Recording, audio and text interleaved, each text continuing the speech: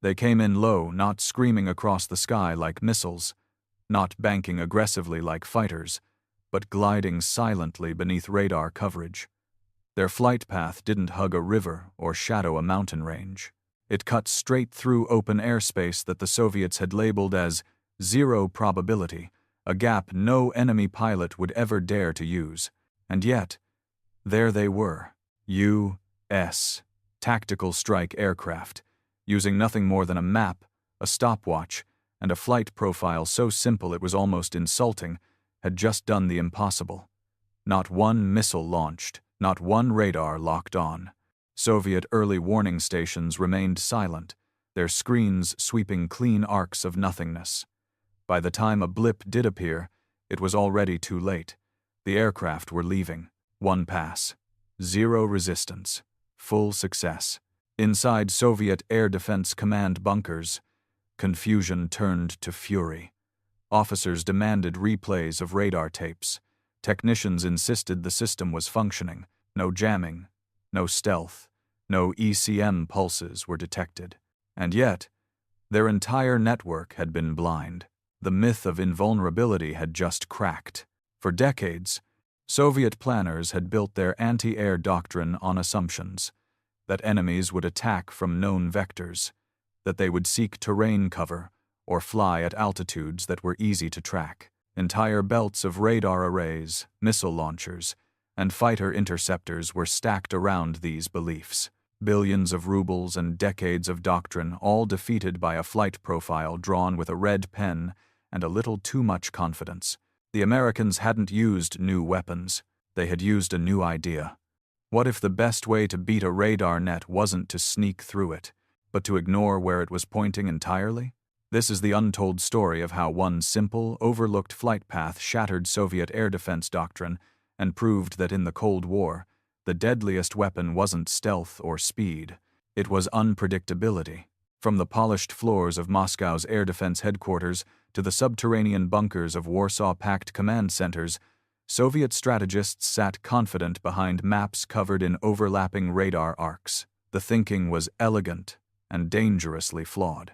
Every inch of Soviet airspace had been divided into kill zones. Each zone had radar coverage, SAM positions, and designated interceptor protocols. A layered doctrine, optimized for brute force and predictable engagement paths. The assumption was clear. Any incoming aircraft would either fly high, making it visible to long-range radar, or low, hugging terrain, triggering short-range defenses. Either way, it would be seen. But what if it wasn't? The doctrine left little room for the unorthodox. It assumed the enemy would fear radar. It assumed pilots would choose survivability through cover or altitude. It assumed Americans would follow patterns, because that's how military aviators behaved in simulations, in textbooks, in the minds of Soviet planners who hadn't seen combat in decades. The Soviets had built a system of certainty, and that certainty blinded them. To the Soviets, flight paths were a geometry problem.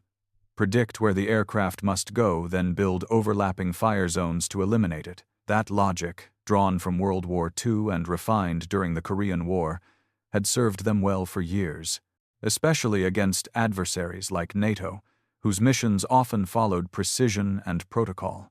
But by the late 1972, U.S. doctrine was shifting, not just in machines but in thinking. New simulations at Nellis Air Force Base began testing unexpected route logic.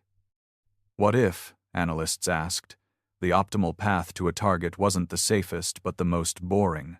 What if enemy radar belts had baked-in blind spots because they simply couldn't cover every square kilometer all the time? What if predictable systems could be beaten not by force, but by humility?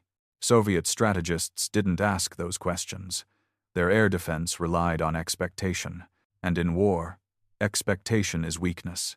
So when the Americans ran test flights first using drones, then strike fighters, then even transport aircraft, they weren't looking to outrun or outshoot Soviet defenses. They were looking to outthink them, and they did. The radar systems weren't faulty. The missiles weren't broken. The Soviets hadn't suffered sabotage or betrayal. They'd suffered from belief.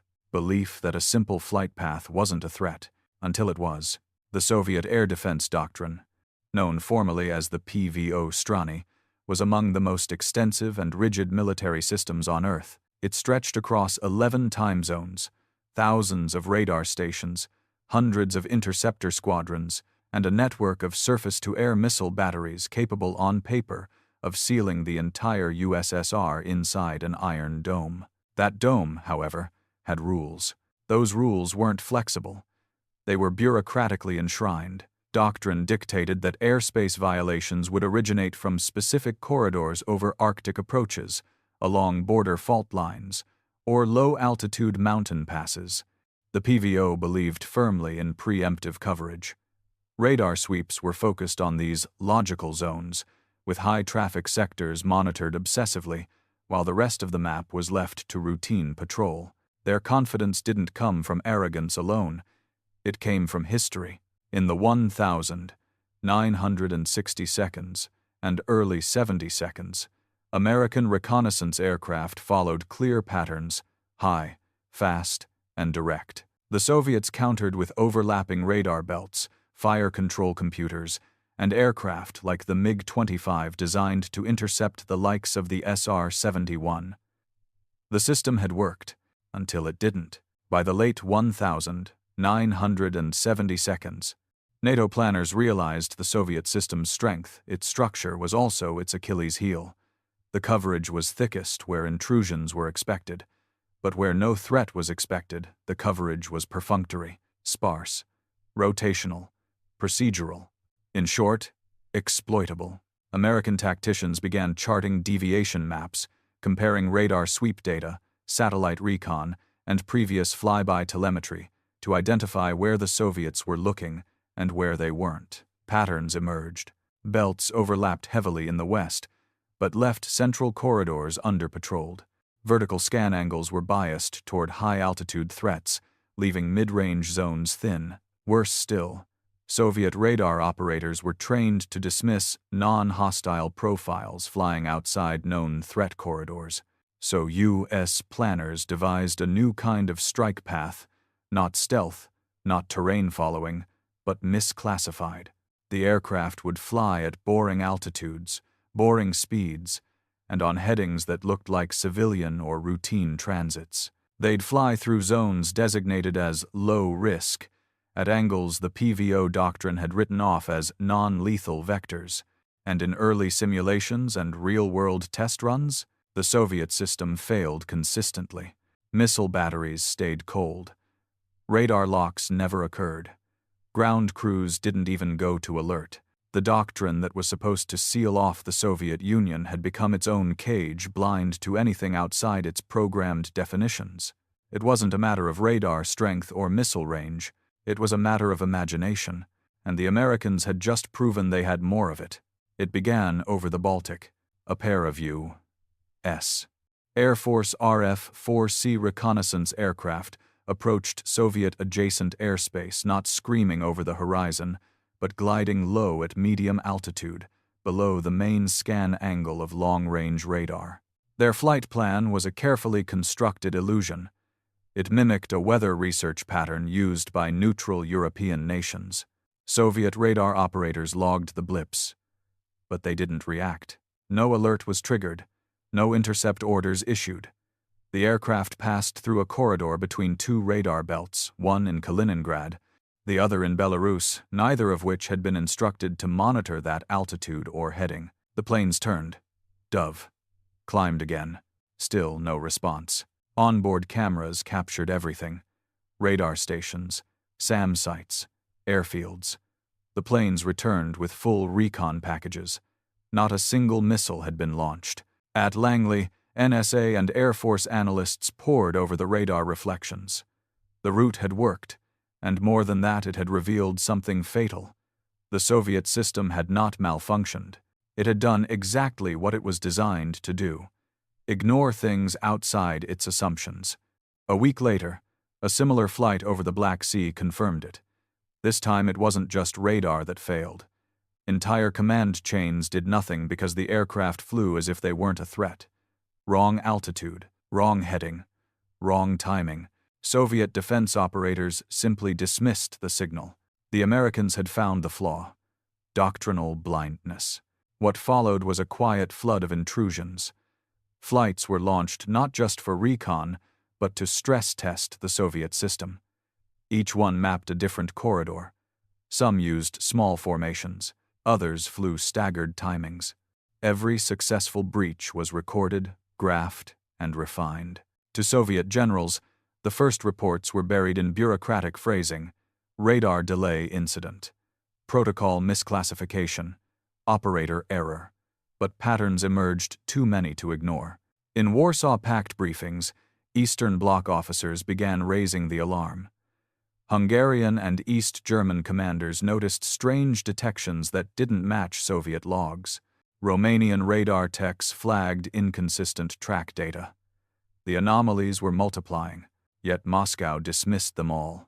What couldn't be explained must not be real. But the breaches kept coming, and with each pass, American planners collected more than photographs. They collected doctrinal weaknesses, where crews hesitated, where commands lagged, where the Soviets refused to believe what their own instruments told them. It wasn't just a failure of detection. It was the first impossible event, a demonstration that the entire Soviet system could be bypassed without stealth, speed, or violence. Just a pen, a map, and the right path. The first full internal report hit Soviet high command like a rumor, something whispered, not shouted. It came from the PVO Western District. 2 low-visibility intrusions had passed through radar corridors without triggering alerts. The radar stations reported system anomalies. The interceptors never scrambled. No one had fired a shot. Marshal Alexander Koldenov, Commander-in-Chief of Soviet Air Defense Forces, dismissed the findings outright. "It is not possible," he said, according to staff recollections. "NATO lacks the capability. Our perimeter is intact." And officially, that was the end of the discussion. But unofficially, the doubts festered. Within the KGB's first chief directorate, whispers of NATO aircraft appearing and disappearing from Warsaw Pact, radar logs began circulating. One GRU analysis flagged what it called a doctrine inconsistency, noting that NATO aircraft had begun flying in patterns that no Soviet pilot would dare attempt. The Americans weren't challenging Soviet strength. They were ignoring it. But Moscow wasn't ready to accept that conclusion. The air defense system was too vast, too expensive, too central to the myth of Soviet invincibility. If the system had failed once, perhaps it was an operator's mistake. Twice? Maybe weather. 3 times? Clearly, NATO was using new technology, perhaps even stealth aircraft, or unknown jamming systems. Never once did the High Command ask the most dangerous question of all. What if the failure wasn't the radar, but the thinking behind it? So the PVO launched inspections not of their coverage patterns, but of equipment. Radar calibration drills intensified. Antenna rotations were resynced. Crews were instructed to double-confirm unidentified tracks. Headquarters issued new phrasebooks for classifying non-standard aerial behavior. But none of it worked. Because the intrusions weren't technical tricks, they were doctrinal traps. The Americans had learned that the best way to get past Soviet radar was to behave like something the Soviets had decided wasn't worth tracking. Moscow's refusal to re-examine its doctrine only deepened the vulnerability. Analysts who tried to raise alarms were reassigned. Reports were rewritten. Terminology was softened. Hostile intrusions became atmospheric artifacts. Tactical mapping incursions were buried under calibration variances. The system wasn't lying to itself. It was being lied to from the top. By late 1979, the Americans had mapped nearly a dozen intrusion corridors, each one a blind spot in the PVO's proud radar grid. Yet in Moscow's official line, nothing had happened. No penetration, no failure, no breach. Because to admit otherwise would have meant confronting the truth that the most expensive air defense system in history had been undone not by force, but by assumption. Faced with an invisible crisis they couldn't explain, Soviet strategists began searching for enemies that didn't exist. They settled on a theory that sounded sophisticated, high-tech, and reassuring. NATO must have developed a stealth capability. Not a flaw in Soviet design, not an error in doctrine, but a technological leap, an exotic weapon beyond the reach of radar, a phantom aircraft that somehow erased itself from detection.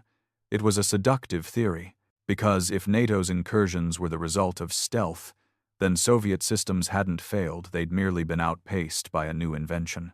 That explanation absolved the PVO of blame. It gave the illusion of control, and it ignited a frenzy. Soviet research institutes began scrambling to decode stealth. Theoretical studies on radar-absorbent materials were resurrected. Engineers reverse-engineered U.S. patents and drew up proposals for next-generation radar systems with lower frequencies and wider dispersion. New air defense protocols were drafted to compensate for hypothetical stealth signatures. But the irony was bitter. The aircraft breaching Soviet airspace weren't stealth fighters. They weren't cloaked in radar-absorbent polymers. They weren't using jammers or decoys or cyber warfare. They were just flying where no one was looking. And still, Soviet high command clung to the wrong theory. At meetings inside the Ministry of Defense, chalkboards filled with equations on wave cancellation and surface scatter modeling. Diagrams showed imaginary U.S. aircraft shaped like wedges and needles. Technical journals printed articles with titles like Prospects for Radar Transparency in Composite Materials. None of it matched the reality on the ground or in the sky. The Americans weren't breaking radar. They were breaking expectation. U.S. intelligence quietly intercepted Soviet chatter and watched as resources were poured into chasing ghosts. They saw the deployments of new radar variants, the field trials of low-frequency systems, the elevation of stealth detection to a national priority. None of it stopped the incursions. Meanwhile, American pilots kept flying the same flight paths, simple, direct, unthreatening in profile, yet devastatingly effective. The wrong theory had convinced Soviet generals to fight the wrong war. They weren't defending airspace anymore. They were defending their own assumptions.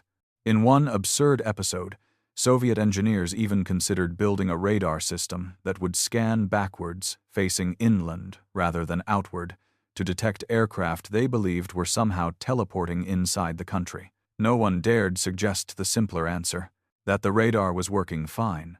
It just wasn't looking where it mattered. And so, the Americans kept flying, and Moscow kept preparing for an invisible enemy, while ignoring the very real one that had already gotten through. When the stealth theory began to lose traction, when no wreckage, no imagery, no intercepted tech confirmed its existence, Soviet analysts pivoted again.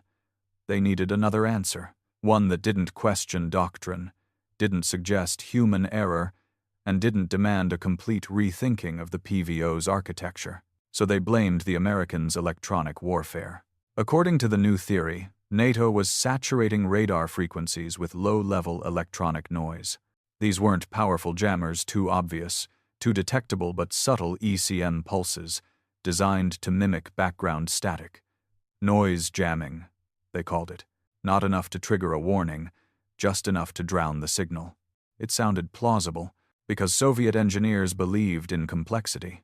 If their air defense network was failing, it had to be because NATO had developed a new kind of ECM waveform, something no Soviet radar had been programmed to detect. Field teams were dispatched. ECM detectors were tuned to pick up the faintest trace of emission. Dozens of intrusions were reclassified, not as radar failures, but as successful jamming. No one wanted to believe that the aircraft simply wasn't in the radar's field of view. The second wrong theory rippled outward.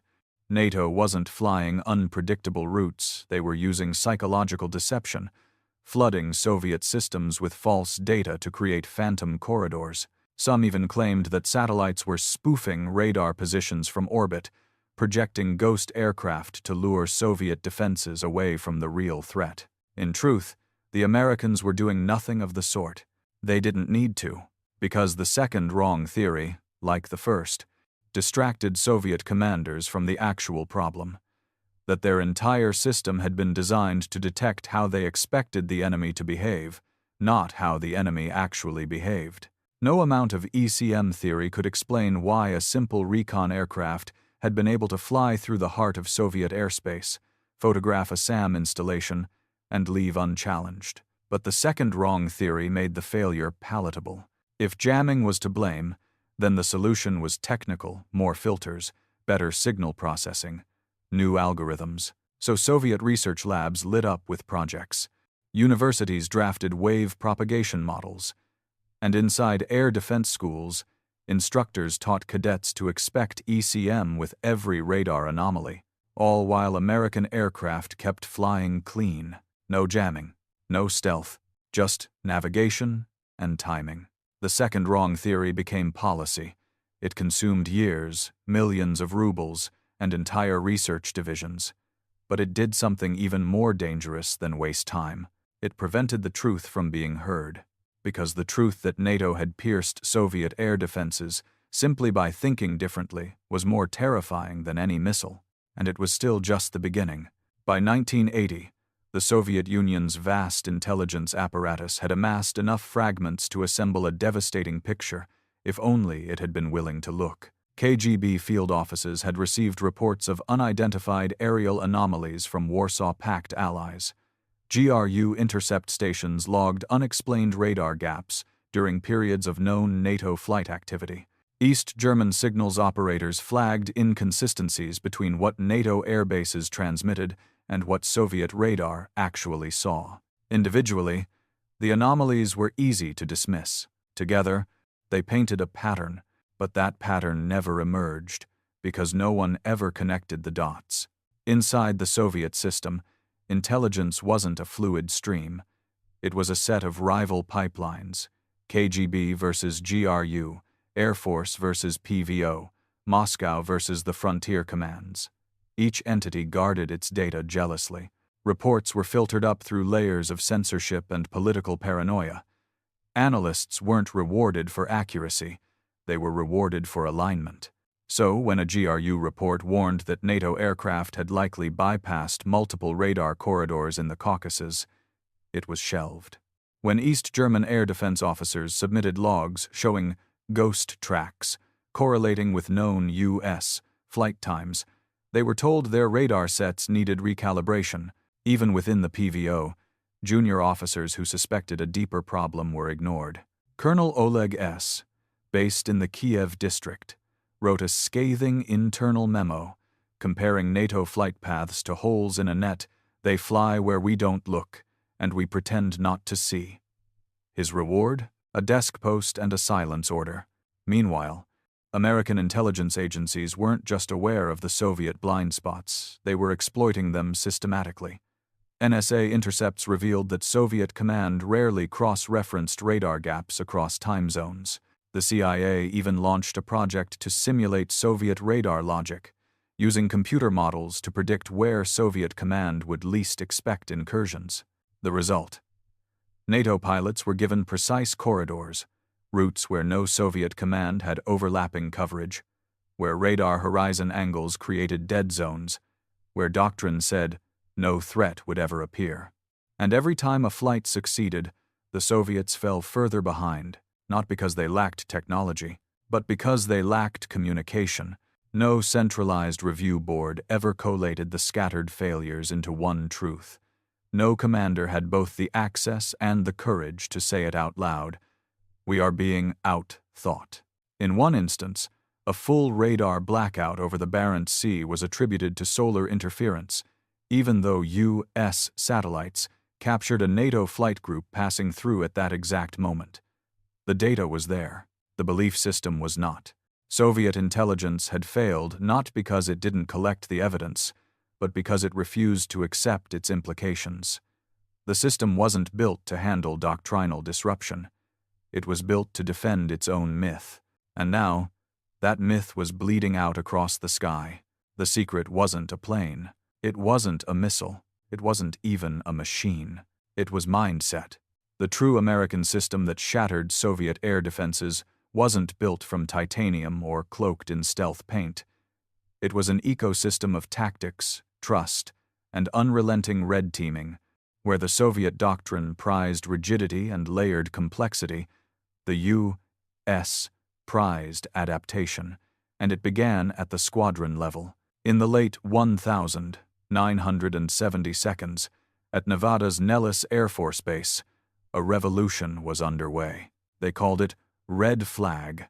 It wasn't just a training program, it was a crucible. American pilots weren't taught to fly perfect missions, they were taught to fail, to bleed, to lose, until they stopped thinking like textbook warriors and started thinking like unpredictable predators. Every mistake became data. Every success, a foundation. And from those brutal, no-holds-barred simulations came a new kind of pilot, aggressive, analytical, and ready to improvise in the face of structured enemies. Meanwhile, U.S. planners weren't worshipping radar. They were dissecting it.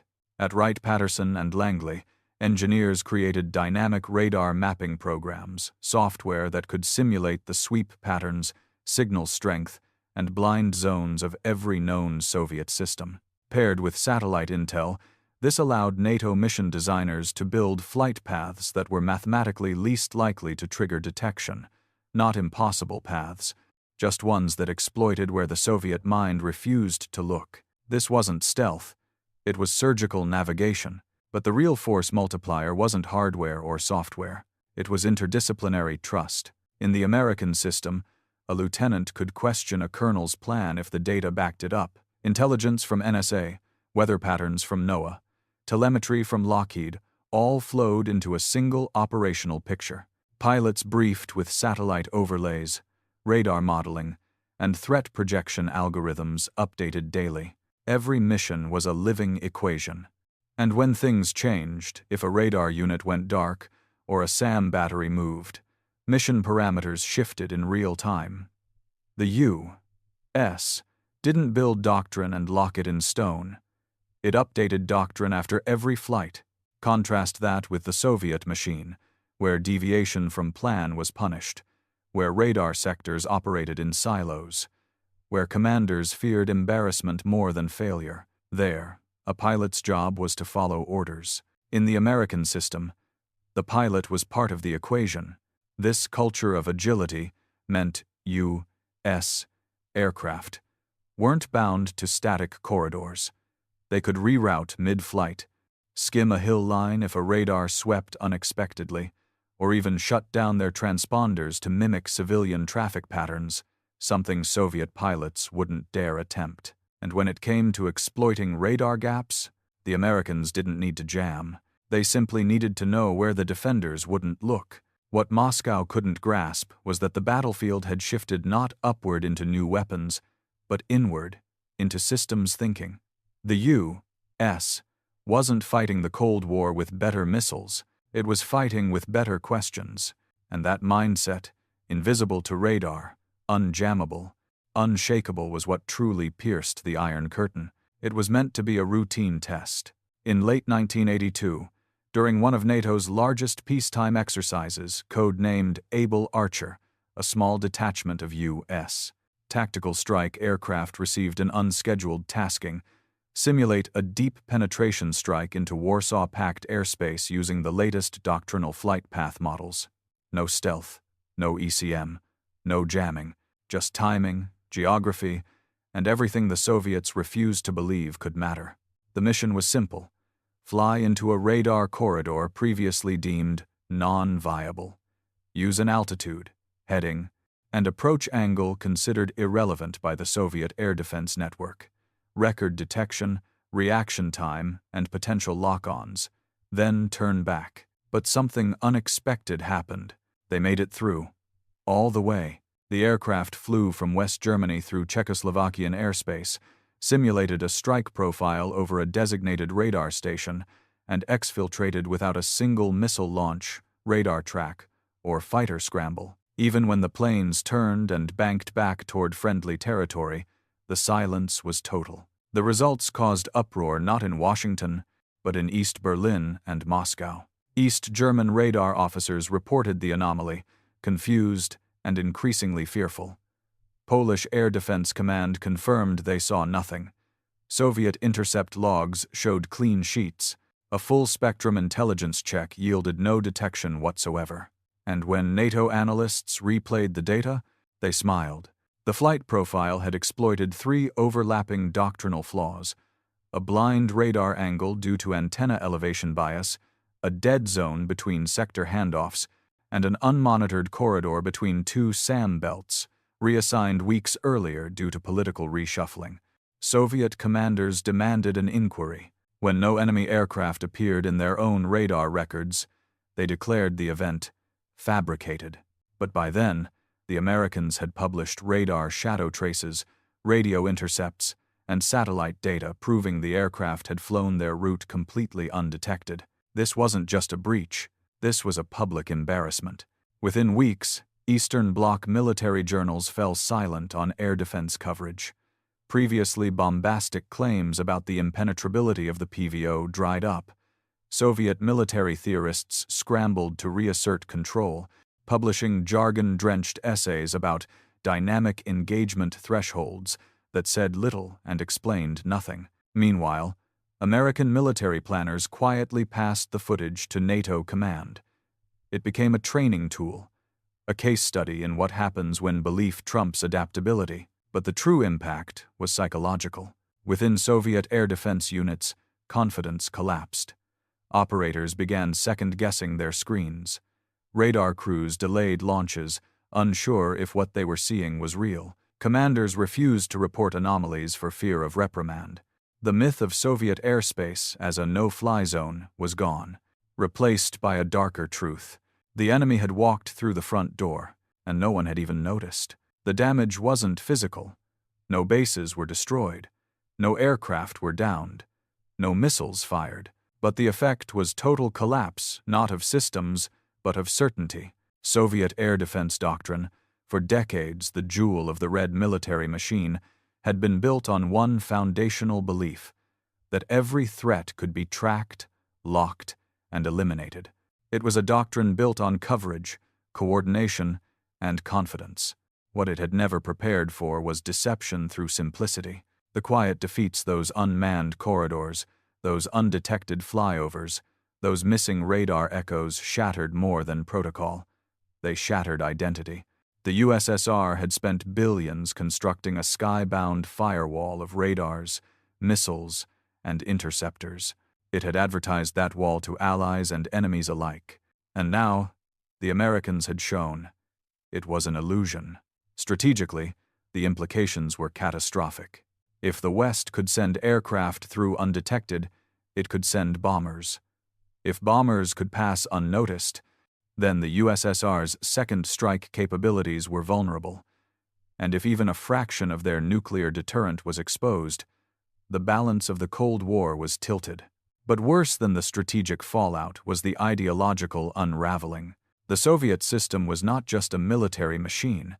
It was a narrative, one in which science, doctrine, and centralized planning produced unbreakable systems, one in which the West, though wealthy and technologically advanced, lacked the discipline and order of socialist design.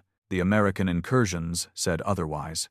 They revealed that the USSR's obsession with rigid structures had become its blindness. That Western flexibility, creativity, and interagency cooperation derided in Politburo speeches had actually given NATO the upper hand. The worst realization? That the enemy hadn't beaten Soviet defenses with superior weapons.